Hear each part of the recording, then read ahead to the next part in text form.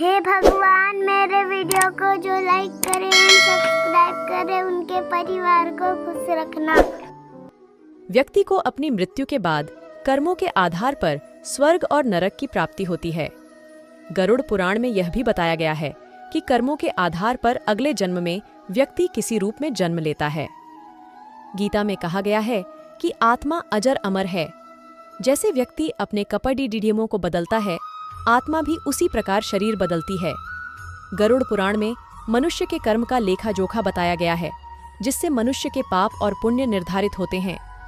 मान्यता है कि व्यक्ति को अपनी मृत्यु के बाद कर्मों के आधार पर स्वर्ग और नरक की प्राप्ति होती है।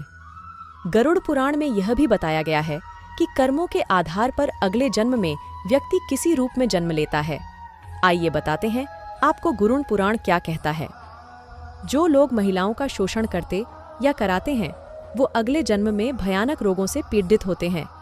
वहीं अप्राकृतिक रूप से संबंध बनाने वाला अगले जन्म में नपुंसक, गुरु पत्नी के साथ दुराचार करने वाला कुष्ठ रोगी होता है।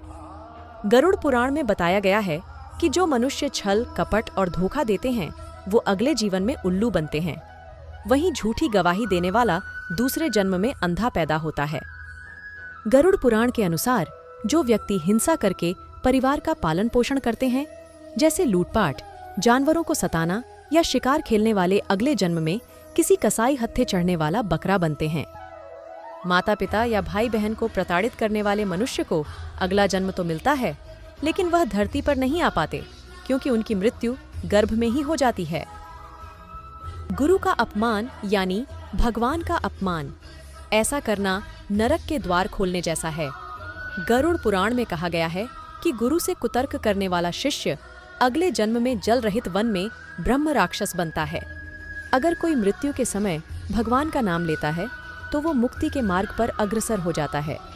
इसलिए शास्त्रों में कहा गया है कि मरते समय राम का नाम लेना चाहिए। यदि कोई पुरुष महिलाओं वाला आचरण करता है, स्वभाव में महिलाओं वाली आदतें ले आता है, तो ऐसे पुरुषों को अगले जन्म में स्त्री का रूप मिलता है। स्त्री की हत्या, गर्भपात करने या कराने वाला भिल्ल रोगी, गाय की हत्या करने वाला मूर्ख और कुबद्धा, ये दोनों नरक की यातनाएं भोगने के बाद अगले जन्म चांडाल योनि में ही पैदा होते हैं। हे भगवान, मेरे वीडियो को जो लाइक करे, सब्सक्राइब करे, उनके परिवार को खुश रखना।